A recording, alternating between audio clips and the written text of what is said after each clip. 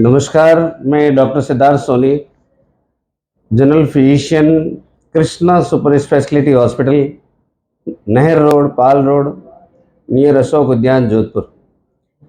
आज अपन बात करने वाले हैं एक बहुत ही अनयूजुअल और कम डिस्कस होने वाले टॉपिक पे, जिसका थीम है कि वेट लॉस और ख़ास तौर से अनइंटेंशनल वेट लॉस।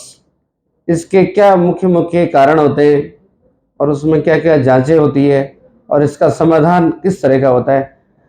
तो सबसे पहले तो मैं आपको बता दूं कि वेट लॉस दो तरह का होता है, इंटेंशनल एंड अनइंटेंशनल।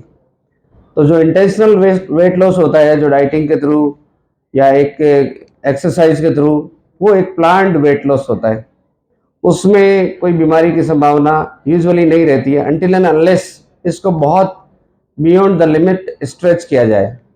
और दूसरा है अनइंटेंशनल वेट लॉस, यानी कि कोई एफर्ट नहीं किए जा रहे हैं पेशेंट के द्वारा और फिर भी वेट लॉस होता जा रहा है। अब प्रश्न ये है कि कितने परसेंट वेट लॉस हो जाए तब ये इंपॉर्टेंट होता है। तो ऐसा है कि मोर देन 10 पाउंड्स, यानी कि 4.5 किलो से ज़्यादा वेट लॉस अगर 6 से 12 महीने के ड्यूरेशन में हो तो वो इंपॉर्टेंट होता है, सिग्निफिकेंट वेट लॉस माना जाता है इससे। तो कई बार ये होता है कि जो रूरल पेशेंट होते हैं वो अपने वेट के लिए कॉन्शियस नहीं होते हैं। वो सिंपल एक बात कहते हैं कि मेरे साथ जो ये कपड़े पहनते हैं वो ढीले हो गए। इससे भी अंदाजा लगाते हैं डॉक्टर कि हाँ, इनका वेट लॉस हुआ। अब इसके बाद जो इम्पोर्टेंट प्रश्न ये है कि इसके कारण क्या क्या होते हैं। कारण में अपन जाएं तो कई सारे कारण हैं ह्यूमन बॉडी में जिनकी वजह से ऐसा होता है। और लगभग 50% केसेस में, 50 to 60% केसेस में कोई न कोई जो है बॉडी के अंदर चलने वाली बीमारी होती है इसका कारण। और बीमारी भी एज के अनुसार, पेशेंट की एज के अकॉर्डिंग जो है उसको सर्च किया जाता है, देखा जाता है। अब मैं आपको कारण बताता हूँ मेनली, जिसमें मुख्य 4 भागों में बांटा गया है। सबसे पहला है मैलिग्नेंसी, यानी कि शरीर में कोई न कोई जो है कैंसर जो पनप रहा है, चल रहा है, उसकी वजह से वेट लॉस उसका एक सिम्टम है। और वो कहाँ कहाँ का हो सकता है, वो कहीं का भी हो सकता है। पेट का हो सकता है, पेट के अंदर लीवर का हो सकता है, बड़ी आंत का हो सकता है, छोटी आंत का हो सकता है, ब्रेस्ट का हो सकता है, लंग्स का हो सकता है, कहीं का भी हो सकता है। दूसरा जो अपने सामने आता है कि कुछ बॉडी के मेटाबॉलिज्म के जो सिस्टम होते हैं वो बदल जाते हैं, जिसमें से मुख्य मुख्य कारण है अपने, एक तो डायबिटीज़। पेशेंट को डायबिटीज़ है, वो कुछ और लक्षणों के रूप में प्रकट हो रही है, जैसे कि पेशेंट को ज़्यादा यूरिन आ रहा है, बहुत तेज़ भूख लग रही है बार बार, और वेट एकदम से लॉस हो गया बिना किसी कारण के। तो दूसरा है थायराइड की बीमारियां, जिनमें हाइपरथायरॉयडिज्म, यानी थायराइड अगर ज़्यादा काम करना शुरू कर दे वो किसी भी कारण से, तो भी वेट लॉस होता है। तीसरी और जो अपनी एंडोक्राइनल बीमारी होती है, जिसको फियोक्रोमोसाइटोमा कहते हैं, अर्थात बॉडी के अंदर कुछ ऐसे केमिकल्स बनने लगते हैं जिससे पेशेंट का बीपी तेज होता है, पैल्पिटेशन यानी फड़का होता है, धड़कन महसूस होती है, जिसको अपन मारवाड़ी में फड़का कहते हैं। उसके अलावा पेशेंट का एक वेट लॉस भी उसका एक सिम्टम है। अगली अपन बात करें वेट लॉस के कारणों में, जो कैटेगरी है वो बनाई हुई है कि कुछ साइकेट्रिक कोजेस।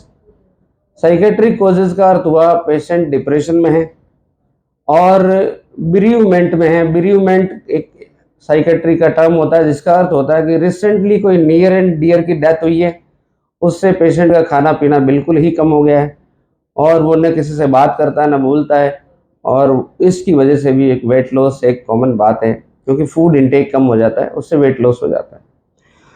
और इसके अलावा अगर अपन बॉडी में देखें कुछ अन्य कारणों में, सबसे पहले तो बात करते हैं ओल्ड एज में डेंचर की। पेशेंट के डेंचर नहीं रहे, डेंचर यानी कि दांत चबाने के लिए, तो वो खाना जो है कुछ उसके मुताबिक नहीं हो तो वो खा नहीं पाता है, कड़क तरह का खाना बिल्कुल नहीं खा पाता है पेशेंट। इस वजह से जो है खाना जितना रहता है उसका आधा ही खा पाता है, तो वेट लॉस होता है। उसके बाद अपन बात करें, मुंह में छाले चल रहे हैं, यूजुअली 2-4 दिन में ठीक हो जाते हैं, लेकिन छाले अगर 4-6 महीने लंबे चलते जा रहे हैं तो पेशेंट खाना अवॉइड करने लगता है, इससे धीरे धीरे वेट लॉस होता है। उसके बाद अपन थोड़ा सा और नीचे बढ़े तो यहाँ पे निगलने की तकलीफ होती है किसी को।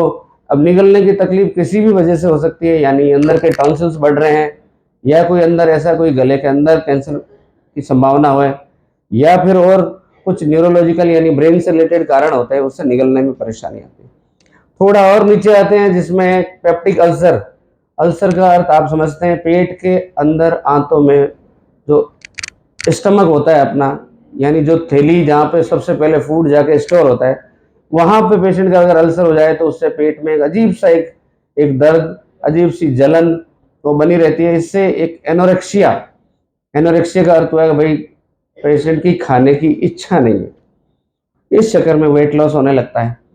और उसके अलावा फिर आंत और नीचे जाएं तो आंतों के अंदर अगर सिकुड़न पैदा हो जाए, यानी आंत एक पाइप की तरह होती है, अगर किसी एक पर्टिकुलर पोर्शन का वो सिकुड़ जाए, फूड आगे नहीं जा रहा है, आगे नहीं जा रहा है, तो बॉडी अपने आप ही जो है, एनोरेक्सिया होता है, उसमें वॉमिटिंग होती है। नोजिया, नोजिया का मतलब जिसको कहते हैं कि उबकाई आने लगती है, उसको विरक्ति होने लगती है खाने से।